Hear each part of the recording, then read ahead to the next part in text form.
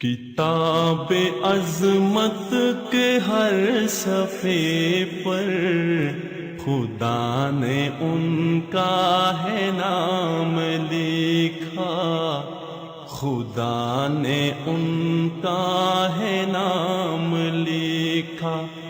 بسم اللہ الرحمن الرحیم۔ السلام علیکم ورحمۃ اللہ وبرکاتہ۔ پاک مدینہ کی جانب سے خوش آمدید۔ ایک نوجوان اپنا عجیب واقعہ بیان کرتے ہیں۔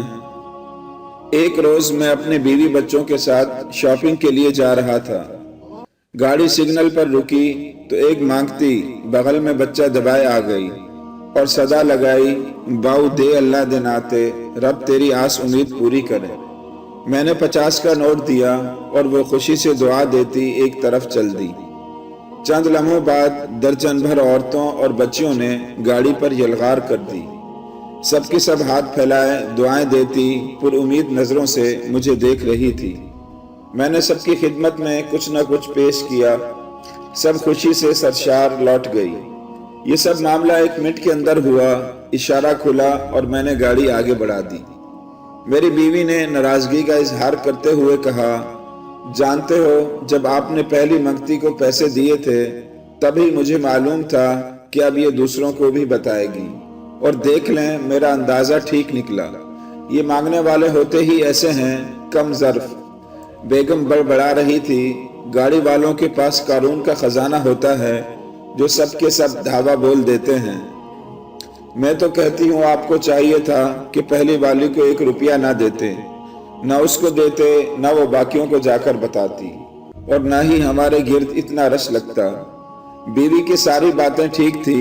لوگ اشارے پر کھڑے پہلے فقیر کو صرف اس لیے خالی ہاتھ لوٹا دیتے ہیں کہ یہ دوسرے فقیروں کو بتائے گا اور ہمارے گرد رش لگ جائے گا۔ میری بیگم نے ایک عام فہم بات کی تھی جو ہر طرح سے درست تھی، پر میں گاڑی چلا رہا تھا اور میری آنکھوں میں آنسو رواں تھے۔ بیگم نے بن بادل برسات کی وجہ پوچھی۔ میں نے کہا، بیگم آج چند ٹکوں کی خیرات نے مجھے ایک دائمی گر سکھا دیا ہے۔ بیگم نے سوالیہ نظروں سے دیکھا۔ میں نے کہا، ان گداگر فقیر عورتوں نے مجھے اتفاق، دریا دلی، سخاوت اور توکل کے معنی سے آشنا کر دیا ہے۔ بیگم نے حیرانی سے میری جانب دیکھا کہ یہ کیا کہہ رہے ہیں آپ؟ میں نے اس بات میں سر ہلایا، ٹھیک کہہ رہا ہوں۔ میں نے کہا، روزمرہ زندگی میں اگر ہمیں کہیں سے کوئی سہولت مل جائے تو ہم اپنے دوستوں اور رشتہ داروں کو نہیں بتاتے، اکیلے فائدہ اٹھاتے ہیں کیونکہ ہمارا توکل کمزور ہوتا ہے۔ ہمیں لگتا ہے اگر کسی اور کو بتایا تو وہ ہمارا کام بھی بگاڑ دے گا۔ ہم بھول جاتے ہیں دینے والی تو اللہ کی ذات ہے، میرا نصیب کوئی نہیں چھین سکتا۔ یہ سب ہمارے نفس کی چالاکی ہے۔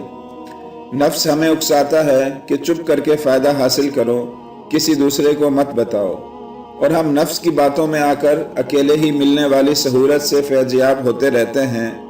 ان فقیروں کا نفس مطمئن ہے، میرے نفس کی طرح غیر مطمئن نہیں ہے۔